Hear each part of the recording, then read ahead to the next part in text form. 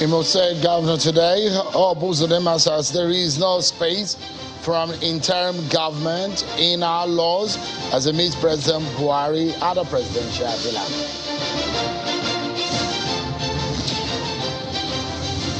And in Benue State, the Zone C people of the state are not happy as the governorship seat has eluded them for many years. After the consensus arrangement with the T people yesterday, they are now voicing out what they say is marginalization. Hello everyone, welcome to the program. This is Politics Today live on Channels Television. I'm Sean Kimaloye in Abuja. Let's begin tonight by taking you to the happenings in the People's Democratic Party, PDP, in Abuja here, where the governor of Rivers State, Nyesom Wike, has visited the National Working Committee to get their buy-in based on his ambition to become Nigeria's next president. Governor Nyesom Wike says one good turn deserves another as the race for the party ticket intensifies. The presidential aspirant also says that the general elections is a last opportunity for the party to bounce back to power and cautioned against wasting the chance by giving the ticket to someone without a capacity to win. Take a listen to Governor Nyesom Wike.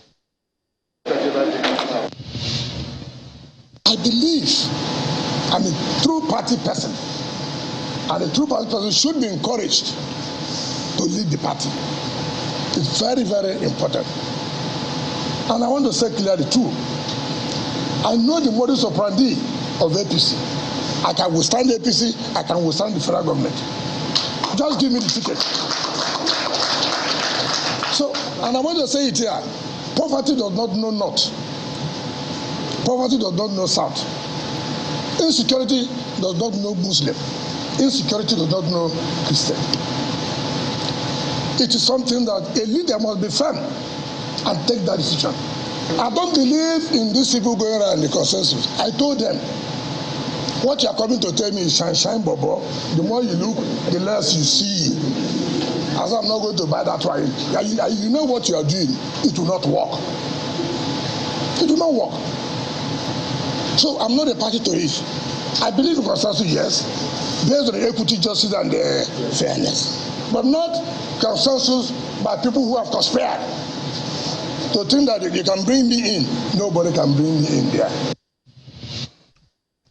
That's the presidential aspirant and governor of Rivers State, Nyesom Wike. Well, the party national chairman responded to some of what Governor Nyesom Wike said. Senator Yocha, you was assured the governor and the presidential aspirant, in fact, all of the aspirants, about 17 of them, that the PDP will provide a level playing field for all.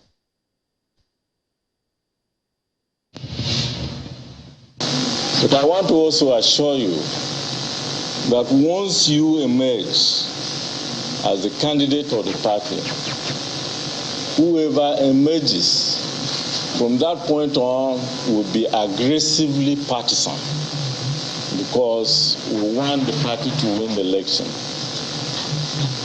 We do everything in our power by way of canvassing for votes from the Nigerian people to ensure that the PDP wins the next election.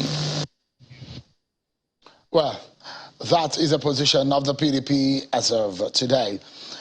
Well, there's so much business for us to have on the program, and within this 1 hour, so we try as much as possible to let you be in that business and get a sense of what is happening in Nigeria, from the agitation in Benue State over the issue of governorship. In fact, it is not only in Benue State that people are saying, you know, there should be zoning. Some parts of the state have not benefited from being the governor of the state, not only in Benue, but the Zone C in Benue State are not quite happy. We dig into that matter tonight. Plus, what is happening as far as security is concerned? Are we on top of the game? We are understanding that the United States is willing to sell more equipment to Nigerian army and the Nigerian government to fight insurgency and insecurity in the land. We hear how much will that cost us, what exactly the federal government is doing in that respect, plus the politics of APC. Those who want the party's ticket. Who are those? And one of them will be hearing the side of one of them tonight. But let's check out some of your political roundup stories.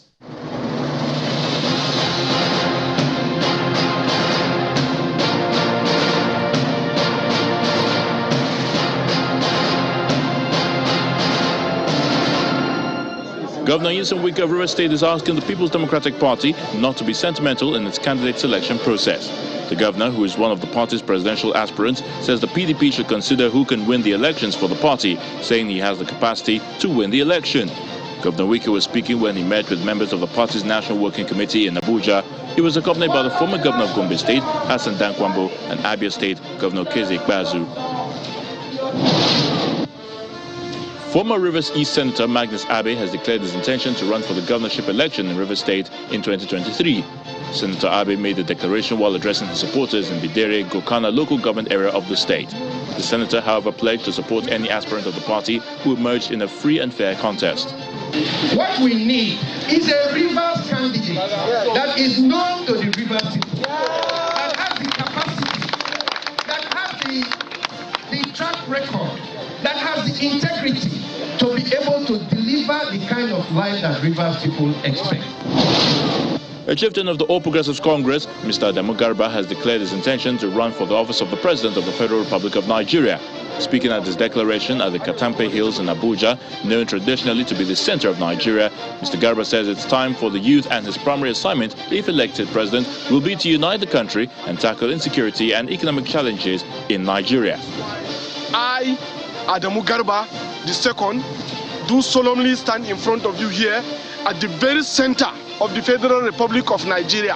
Where I am sitting now is the right center of this country to declare my solemn oath to you in the holy month of Ramadan, while I am fasting, in the holy month where we have the sacramental resurrection of Jesus Christ, to declare to you my intention to run for the office of the President of the Federal Republic of Nigeria in the coming 2023 election. A frontline governorship aspirant, Obong Akan Udofia, has expressed his desire to develop Akwa Ibom into a state to be reckoned with globally. Obong Udofia gave the assurance at the PDP headquarters in Abuja when he submitted his expression of interest and nomination forms as he seeks to become the next governor of Akwa Ibom State come 2023. He says Akwa Ibom needs a competent leader with a good track record and experience in development and administration who will make the economy thrive for the benefit of the people. I guarantee each and every one of you that it's going to be a revolution, infrastructural revolution, human capital revolution, social security revolution, come 2023 in Akwa Ibom State.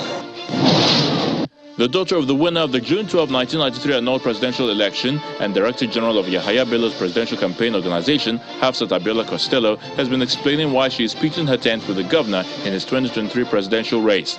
Speaking at a news conference in Abuja, Hafsat, who is the daughter of the late Chief Moshood Abiola, says she is supporting Yahaya Bello to release his presidential ambitions because she believes that if elected president, Mr. Bello will help to drive the goals of his late father for Nigeria. According to her, the late Abiola promised prosperity through the provision of equal opportunity for all to thrive. I would not support him in the way that I am supporting him today if I do not believe that he's the person that can help us fulfill that promise. And he has signaled that intention in a very clear and compelling way by saying that MK Abiola spoke for Hope 1993. Hope 93. And he has said that he will adapt that platform, Hope, but for 2023, for the modern time that we are in. The Benue State Governor, Mr. Samuel Otom, has denied imposing the Speaker of the Benue State Assembly, Mr. Titus Uba, the sole governorship aspirant adopted by the 14 TIFs speaking local government areas on the People's Democratic Party, as it directed stakeholders from the 9 Idoma and Igede speaking areas to meet and fashion out an acceptable position. Governor Otom gave the directive following the observation made by the Deputy Governor, Mr. Benson Abono, lamenting the zoning of political position along ethnic lines instead of the rotating positions among the 3 senatorial districts, warning against setting a bad precedent. Mr. Otom says no candidate will be imposed on the people, noting that where the leaders of the G14 and G9 are unable to resolve, the Speaker of the State Assembly and his deputy would head to the primary election to determine who fly the party's governorship flag. Women and youth across the 16 local government areas of Kwara State have been urged to obtain the voter cards to elect their preferred candidates in the next general election. being at the backseat during the election, they believe will not augur well for the women and youth, therefore the need to partake fully in the next political dispensation. At an All Progressive Congress meeting to enlighten the women folk on the need to obtain the voter cards, the organizers appealed to the youth to come out from being a shadow follower but be participants by obtaining the voter's card to effect the desired change. It is paramount that we do not take a back seat anymore and we start to put ourselves at the front.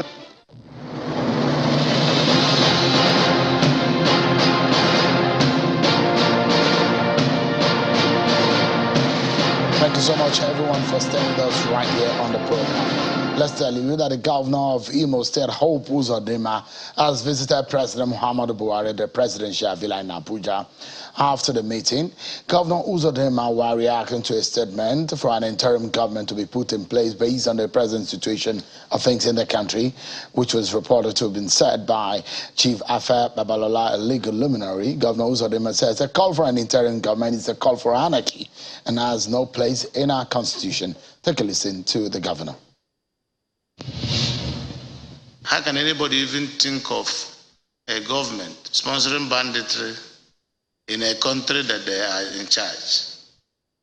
If that is correct, assuming they're not conceding to you, how many states governed by opposition party are under the kind of attack that we get from Kaduna every day, that we get from Imo State every day, that we get from Benue State? So if we are the ones, why are we attacking our own states? Why are we going to be enemies and do opposition to our own government? Among those that have been killed and the houses that were attacked, how many of those buildings belongs to opposition party? Am I supposed to be attacking and burning down my own house? Or do you think a governor will be there to burn down his own house? Or the Kaduna governor will be there to burn down facilities in his government? I just use this medium to call on Nigerian politicians to play politics without bitterness and stop letting blood here and there in the name of looking for power. Well, and that's the governor of Imo State, Hope Uzodinma. Part of what he said will form part of our conversation tonight. But let's tell you that there are new entrants as far as the presidential race is concerned. This now is in the All Progressives Congress, EPC. We can now tell you that the Ministry of Labor and Employment, Senator Chris Ngige, has now thrown his hat in the ring. Senator Chris Ngige declared to run for the president in the capital of Anambra State today, where he says that his burning desire is to see a prosperous and united, equitable Nigeria. And he says his intention to contest for the position of the president, he says, is a desire to give a leadership that is progressive for the country. We also understand that the former Senate president has also thrown his hat in the ring. That's Senator Ken Inamani. Details of that will get to you right here on the program. Of course, the news just coming in. Former Senate President Ken Inamani has also joined the race. Now, two people from a similar region of the country. The United States has approved about $1 billion arms sale to Nigeria, and there is a list of equipment and ammunition that government says it will make available to Nigeria for sale to help in fighting insecurity. Recently, we saw the attack on a train headed Abuja from Kaduna, which several people were being abducted, and a few pockets of attacks we've seen in parts of the country. Tonight, let's speak with the chairman of the Committee on the Army and the Senate, Senator Ali Ndume. Thank you so much, Senator, for coming. Thank you very much. Your one will say that we need more equipment to fight. We need more money to prosecute the war against insurgency in the Northeast. And in fact, what we're seeing in Kaduna, the federal government has said there is some kind of collaboration between the Boko Haram and this bandit. The $1 billion arms sale promised by the United States government, how does that come to you? Well, it doesn't come as a surprise, but it's a very cheering development. which I thought you didn't know. I wanted to share it with Nigerians. You know, you just don't always report the sad events, but if there are developments, hopeful ones, especially those that will assist in solving our problem, you share it with Nigerians so that it will reduce the anxiety. Not only that, we have been having it very difficult with the United States because of misunderstanding or the wrong perception given to them about Nigeria in terms of human rights war in the prosecution of the war. But as the relationship got closer, they get to understand where the situation we are in. And I want to also say that it is not only the United States that is willing to help. Turkey recently, the president was around, and I know that in this fight against insurgency, we need drones. And the Turkish government, or the Turkey as a country, is one of the countries that is advanced in the drone technology. And so the Nigerian government is also procuring some drones from them, and I think very soon, after the training, we have gotten to a level whereby personnel are being trained now as to the deployment of the drone, which is very, very critical in the success against this war. And the Nigerian army is also trying to increase its recruitment, because the manpower challenge that we have, insufficiency of manpower, is also the biggest challenge. I always say that in a country of over 200 million, you can't be talking about Nigerian army strength of less than 200,000. And that of police, I think up to now, is not up to 400,000. In fact, in summary, the total number of security agencies, being paramilitary or whatever in the country, is not up to 1 million. That is grossly inadequate. So that area too needs to be jacked up. And I think we'll get over it soon.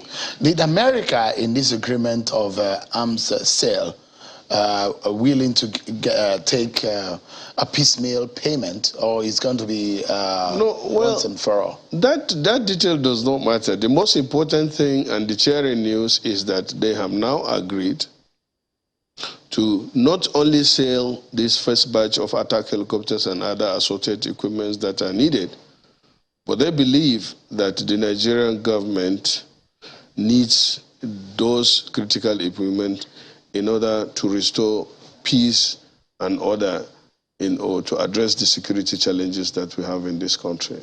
So after this is just the first batch, I believe. When are we expected to see the possible final procurement? When are we expected to have some of these procurement land on Nigerian soil? Well, I cannot say exactly that, because, you know, these are not off-the-shelf items.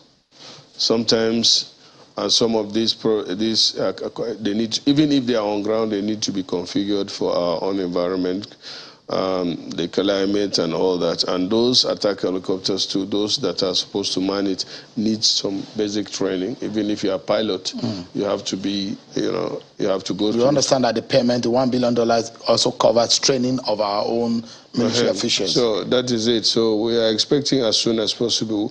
We don't have time to wait. I wish it is, or the Nigerian government will also wish that these items arrive in time, in very good time.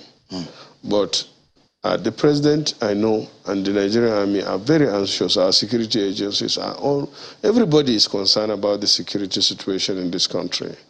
Nothing can go on or move rightly if the security situation is not properly addressed.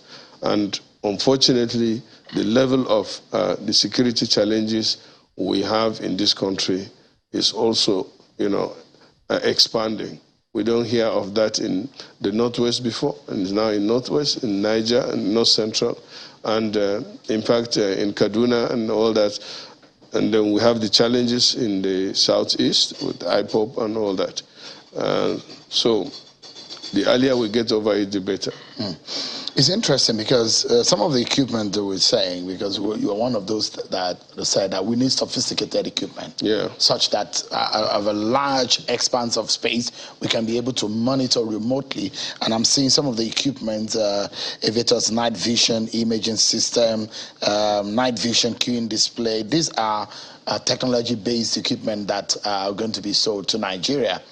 But in all of these that are going to be sold, the question people will ask, that we were clamoring for equipment and fighter jets. We had Tucano aircraft that we were asking the former government of the United States. The president visited the former president, and they agreed, and they sold it to Nigeria. But why has it not been used in the Northwest? First of all, we had this challenge from the same source. The deployment of Tucano in the Northwest had some little challenges because those bandits operating in those areas were only recently declared as terrorists. They had strict guidelines because of fear of human rights abuses as projected by Nigerians. It's unfortunate that this issue or the problem we have with the United States was perpetuated by Nigerians themselves. Based on their Lehi law. The Lehi law. Yeah. And based on their unsubstantiated allegations against the government then.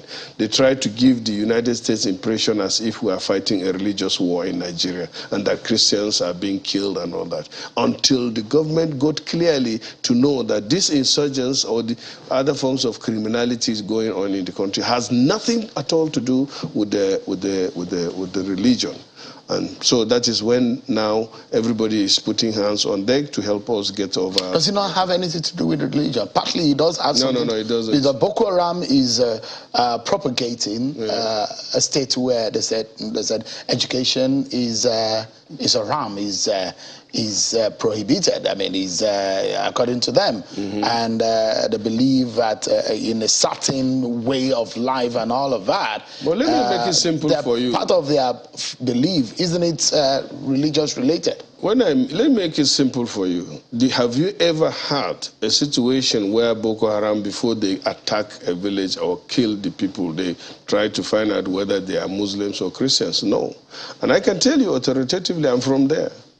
More Muslims were killed. In fact, they killed more Muslims than the Christians.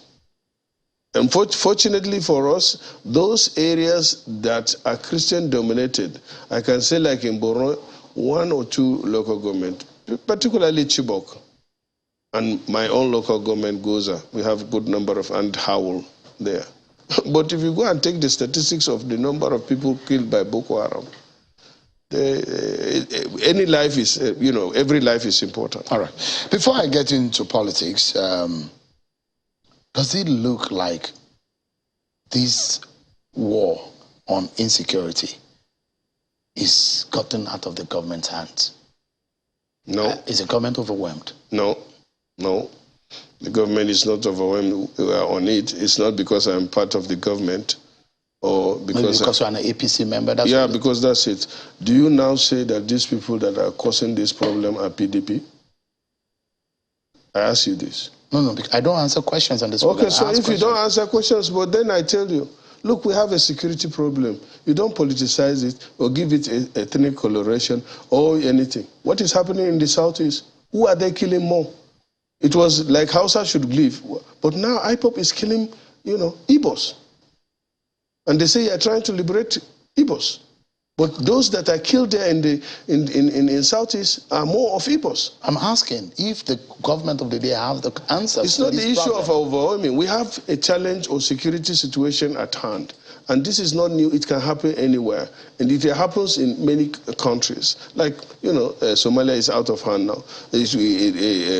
Sudan is in trouble. And some other countries like Burkina Faso and all that, they have all these kind of security challenges. It has nothing to do with religion. It's just a form of criminality. And any criminality is just, doing things against the law. What do you think is fueling? Wait. What is fueling it is what you are trying to do yourself. What is it? Yeah, to give it any other form of... No, I'm asking a question. Yeah, I'm answering a question. I'm saying that is the government overwhelmed?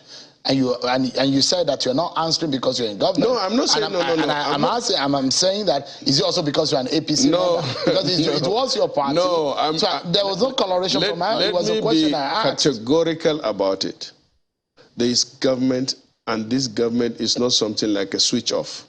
If you just change the line, for example, electric line, if there is low current on this and you switch it to another line maybe, and you think that there's a full current, it's as easy as that. You know that in matter of security. We have a government in place. The government is very responsive, especially the president. If you go to him now with anything that he thinks or you can convince him that will help in addressing the security challenges we are facing in this country, he will sign off on that. And that I give you example, even this procurement of the latest items, it has not gone through the other processes, long process or due process as you call it. But when immediately the American government is willing to assist and to sell those critical platforms to Nigeria, Mr. President signed off. So why, if he's willing? So what exactly is causing? Because as far as Nigerians are concerned, people are dying every day. People are dying every day. If I show you the figures, it's overwhelming. No, I know the figures. It is depressing. Yeah. To see that this number of people have died. Do you know how many people have died? Over 2,000 people have died just in 3 months alone in this country. I know, so I'm more concerned about this than you. Maybe unfortunate. I'm more concerned about it. Just yesterday, ISWAP attacked a Nigerian army post just close to Maiduguri, not up to 10 kilometers in Mulai. Mulai is just 10 kilometers or thereabout, not up to 10 kilometers. And they killed 2 security personnel there. And they carted away with, 2 critical equipment. And when they could not get away with it, when they saw the Air Force, they burnt it down. That is a big loss to Nigeria. They also attacked a village in Chibok yesterday and killed 2 people in Chibok. So I'm aware of this. And we know of last week, the attacks carried out in Kaduna and Niger State and all that. So this is not something that we will say, it has overwhelmed the government. No, I don't want to believe in that. We have this problem. The problem is being addressed. And all we need to ask or to do is to ask government to do more. And then, as the Chief of Army Staff said, just last Thursday we invited him to the Senate to tell us what's going on. And he said, look, the major problem we have is that Nigerians think that this is Nigerian Army or security agencies' problem or the government problem. No, security challenges is everybody's business. And the earlier we agree that it is our problem and we have all collective responsibility to solve it, the better for us. All right, let's switch to politics quickly, but there's news just coming in now. We're understanding that there is a bomb explosion that have killed 3 people in Taraba State. This affected our cattle market in Taraba State. News just coming in that 3 people may have been found dead, 19 people probably injured as a bomb explosion occurred at a cattle market in Taraba State. Stay with us. We'll give you details of that right here on the program. Let's move into politics now. I just announced on the program 2 new entrants into the presidential race. And I saw you at the declaration of the Minister of Transportation. Is that the man you're supporting? Yeah, that's my project. What do you mean by your project? I started it. What do you mean by you started it? Yeah, I'm one of those that asked Amechi to run. Why do you think you should run? Because I feel that at this critical time we need a Nigerian to run, not somebody that will run based on where he comes from or region, and not somebody that is not experienced enough, and not somebody that doesn't have the pedigree, the energy, and the intellect to run. And I feel that in this government, APC, the best candidate we can present is Amechi. Why do you think he's the best candidate? You have a long list of people in your party, which of course I will be showing you in a moment, of the faces. I mean, we have now 2 new entrants. A former Senate President, Kenny Namani, a former governor of Anambra State and a sitting minister, just like Amechi, Minister of Labor, Chris Ngige. They've just thrown their hat in the ring today, and they did that in their home states. Why do you think that he is better than all of this lot? Well, I don't want to use the word that he is better than those that you listed. But you said he's the best. Yeah. The best doesn't mean that others are not good enough.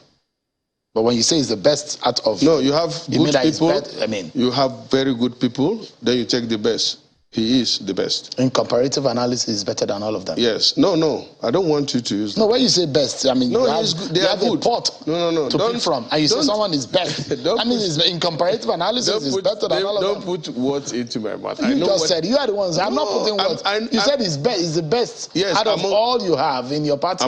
Amongst all the best. Including Vice President Oshibajo, including Bola Tinubu, including Governor Umahi, including Governor Yaya Bello. Yes. What makes him the best? I told you my reason. One is that amongst them, I feel that Amechi is the Nigerian candidate. We need a Nigerian candidate or president, not somebody that would seem to be considered as a sectional or regional candidate. Are the others Ghanaians? No, or they are Nigerians. They are Nigerians. So when you say you need a Nigerian candidate? Yeah, because if you classify the rest, they are more of regional candidates than national candidate. What makes Amechi a national candidate? Because he's a national candidate. How? He's a Nigerian. He believes he's coming out to serve as a Nigerian, not because he's from somewhere. All right, let's take a breather. I'll allow you to explain more when we return from this break. Plus, after the conclusion of our conversation with Senator Ali Ndume tonight, we'll also be joined by Air Vice Marshal Monday Morgan on the issue of rotation and the governorship seat in Benue State. There is agitation. Zone C people of that state are not happy. They say there is marginalization in Benue. So we'll find out when we return from this break, everyone. Join us again. Welcome back, everyone. Our closing moment with Senator Ali Ndume, the chair of the Senate Committee on the Army, and a supporter of Rotimi Amechi, one of the presidential aspirants of the APC. Thank you so much, Senator, for coming tonight. You were explaining the reasons why you think Rotimi Amechi is the best candidate for the APC. Do you think that he stands a chance of getting the party's ticket? Because that's the first order. Yeah, we're working strongly on that. Yesterday, we were in 3 states. I was not even 4. We went to Lagos, went to Osun, Ekiti, and Ondo. And I can tell you that, well, we're going to make it, inshallah. Because Nigerians now understand, and Nigerians know what they want. Nigerians are no longer, looking at things parochially on that. From my interaction with people from all these states, we went to northwest, we went to southwest, we're going to southeast, and so far so good, inshallah. And let me tell you, among these candidates so far, Amechi stands out. Not only in that, he is now the only bridge builder between the old and the young. Amechi is 56 getting into this race. And the rest, take a statistics, only Yahya Bello. And why I disqualify him is because, as I said, I have been an advocate that the president should come from the south. He could have been a candidate of consideration, but he's from the north. And when in 2015, when APC presented its candidates, it was agreed in principle that the candidate should come from the north. Buhari, Atiku, Sam Nda, Isaiah Late, and Konkoso, all of them were from the north. They contested. I've been saying that Okoracha only participated in the race because I remember he had his ticket for the governor in his pocket before we went to Lagos for that convention. So for me, Yahya Bello is. So if you take Yahya Bello out, the remaining, even those that are recently mentioned, these are guys, to me, it's personal, that have crossed the line. What line is that? To me, to my qualification. Because Nigeria now, as I said, is at a critical stage. We need somebody that has the energy. We need to have somebody that has the intellect. We need somebody that has the acceptability, and then the not common acceptability, but can connect between the massive number of young people that are looking marginalized in governance with those that are mature. Have also gone up in governance. That's why, to me, as I said, if I'm to do a screening, I'll screen off anybody that is above 64 or 65. So is that the reason when you talked about energy? We saw him. You were at the stadium that day when we saw Rotimi Amechi going around the stadium, and is that the reason why? Well, was that intentional? Yeah, somehow. To show that he's young at heart, and I couldn't do that myself. So when we agreed, you have crossed the 60 mark. Yes, so I told him, you run, we walk. And that was what we did. He ran. But one of the candidates said that he's not in a wrestling bout. That he's not no, it doesn't contesting matter. To be No, a but boxer, you need the energy. That you don't need that. It doesn't really necessarily need to run around the stadium. It did. It was okay. That there was no, and the people were happy that he did that. Is there anything wrong with that? I'm asking you. You should be able to tell us. No, he did. As I told you, I'm 63 years old. Because I cannot do that, I told him, we, the older ones, will walk. But we walk around. The job of Nigeria president goes beyond running to the stadium. I agree. But what do you want? Anything that you want of a president in Nigeria, Amechi has it. Amechi was a speaker for 8 years in Rivers. He was a governor for 8 years. Now minister for 4 years. What else? He has a master's. He has a degree in English. He's doing his degree in law now. He has traveled. I know every state that we went for this, especially the 6 states that we have visited. Amechi has somebody in there that will stick his neck for him. We'll leave it at that, Senator Alim Dume, until sometimes we'll have more time to talk about this. We need to talk about Benue State now because people are already agitated in that state. But I must really thank you. You always stand for what you believe in. Well, that's it. And this is part of it. And I want you to know, I'm not just talking about myself, but as you can see, I will tell Nigerians more why we need somebody like Amechi to be our president. Honestly, I would love to be Nigerian president. No, first of all, you have to talk about why you need to get your party's ticket. But why, another conversation will be whether or not the Nigerian people will accept your party once we get in 2023. Well, once we get the ticket, I strongly believe we're on our way to winning the presidency because what Amechi has done and how he has related to Nigerians and how acceptable he will be or he is to Nigerians. As I said, I will repeat that he is the only candidate for now, because no candidates are declaring. He's the only true Nigerian candidate that is going in for that election as a Nigerian. All right. Senator Alain Dume, thank you so much for coming on tonight. Let's swing gears, everyone, and let's talk about Benue State and what has been happening there. Yesterday, we reported right here on Channels Television. We showed you the agreement, a consensus agreement for the Speaker of the Benue State House of Assembly to be out of the 34 candidates that threw their hat in the ring from the TIV segment of the state. Now, there is a consensus candidate that has been picked. Now, take a listen to the governor, okay, that's the man there. So take a listen to Governor Samuel Autumn and the consensus candidate of the PDP of the TIV extraction. Take a listen. If we in Zone A can come together and agree on a consensus to produce one person out of 34 aspirants, it is not impossible to produce one person out of 2 aspirants. You have said it all. So some have told you, OKJ have told you. These are the people who will make you. You must visit them one after another. And you must get their buy-in. Every one of them had a manifesto. And some very brilliant manifestos that you can tap into. So working with them will add a lot of value to what you're doing. And when you eventually become governor, it will help you.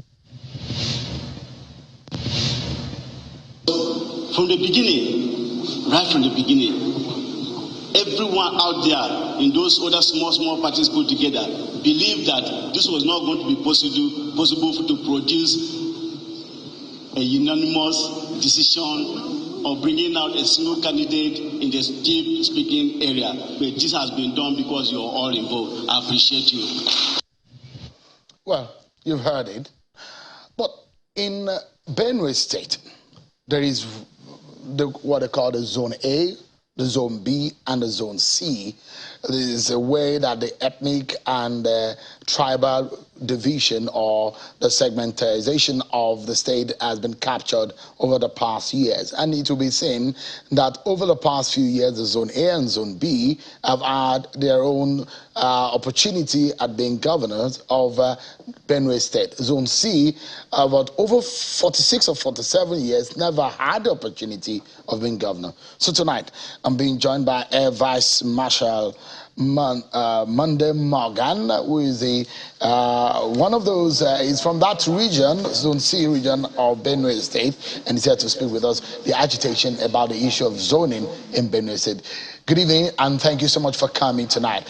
Give us an understanding of how far this has come. What is the significance of zoning? Does it matter? What is Zone C, and what does it matter to the people of Zone C, the governorship rotation in your state? Thank you, Sam. I'm the leader of the Benue Rebel movement, which became a child of necessity because of a prolonged marginalization of a group of people. I'm happy what is playing out right now in Benue. These were the fears. Benue is aligning behind ethnic cleavages, and this is not good for the future of our children. A state which is a commonwealth of tribes, Tiv, Idoma, Igede, Etulo, Jukun, and Yimfo, all of a sudden have become an enclave of a Tiv domination over the other tribes. This is not acceptable in the 21st century, and the voice of Benue Zone C must be heard now. 46 years in a nation's development is not 46 months. If for 46 years a group that are classified in the 9 local governments cannot superintend over the affairs of a state, it does not work well. And that is why our motto clearly is appealing, talking with our brothers in Zone C, in Zone A and B. Right now, the entire Tiv nation has 5 clans, and they have taken turn for governing the state one after the other. Does it mean now the rotation after Zone A and B should return to another zone? If you look at it carefully, Zone A and B, in the context, Zone B has stepped down for Zone A, which is the standard Tiv adage of eat and let your brother eat.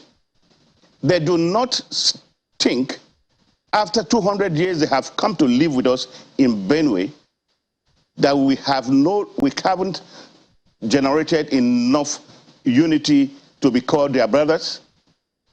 It is unfortunate. And this is why the Benue Rebel movement is crying out to the whole nation and say, look, enough is enough.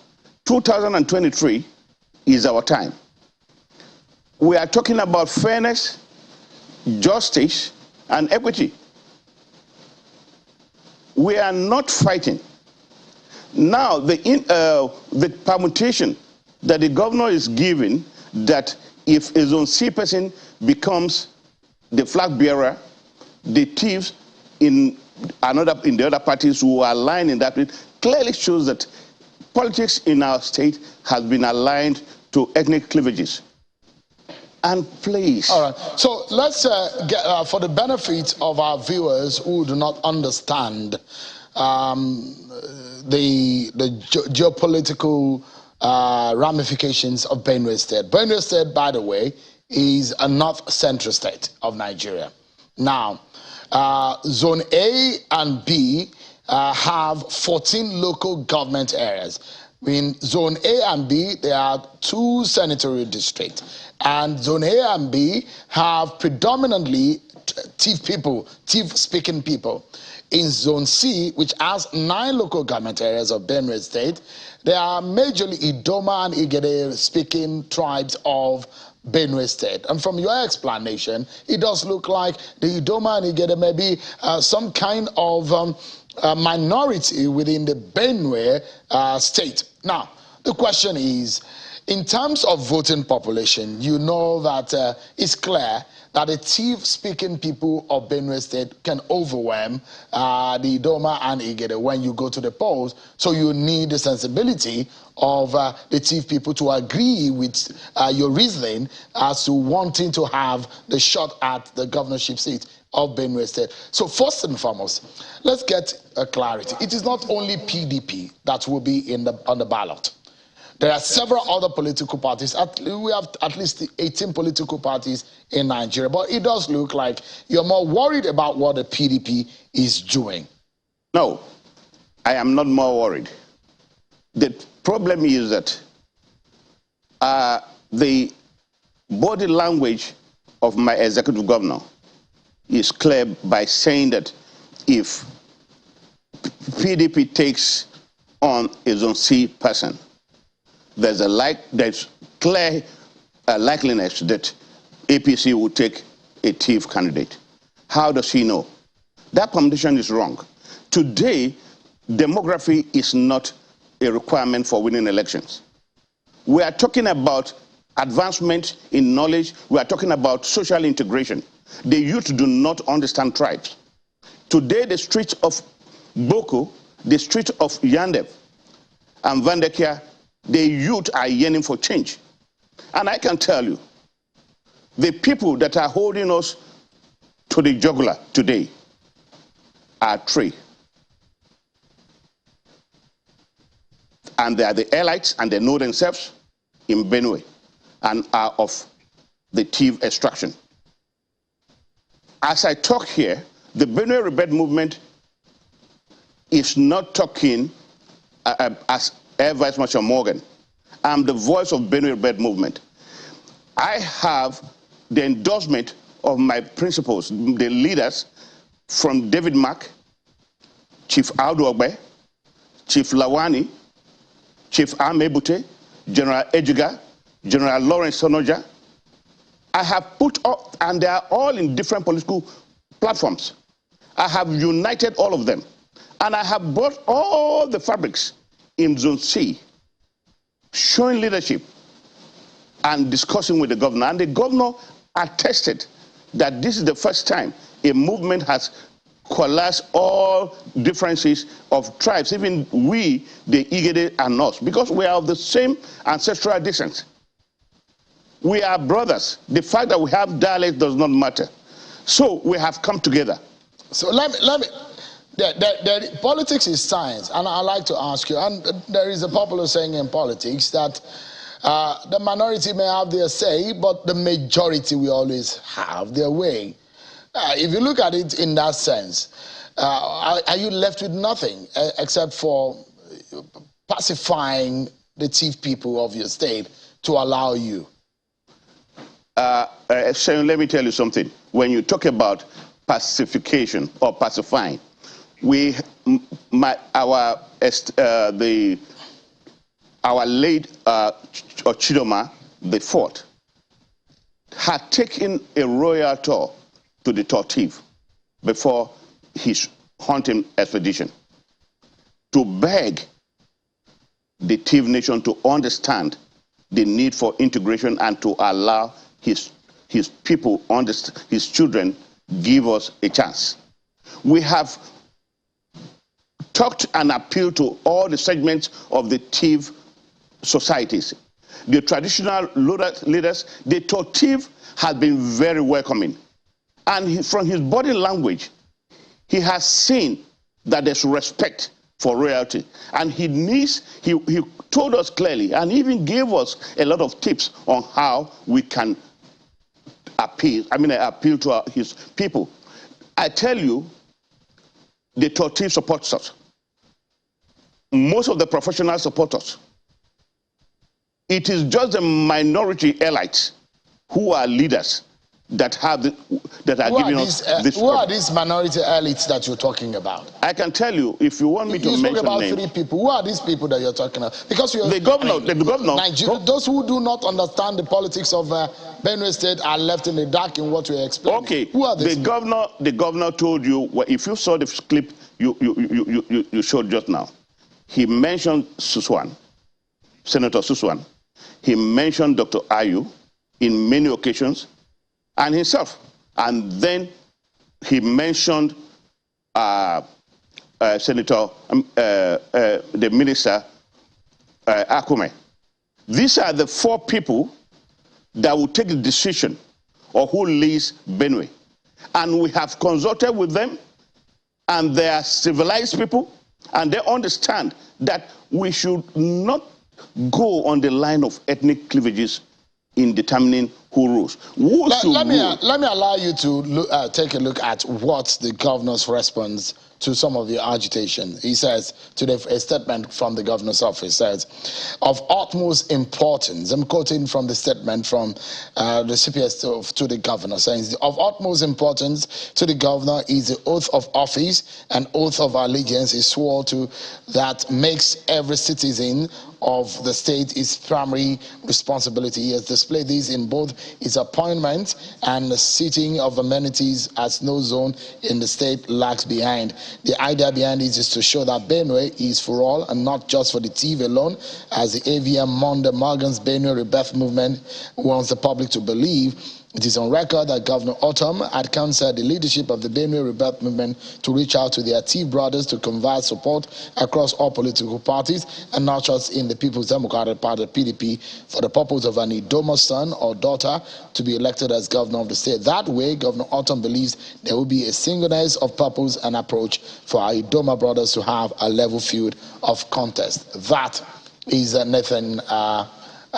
From Nathan today, the CPS to the Benue State Governor. On a final note, what is your next line of action should the political parties come out with a candidate of a TV extraction?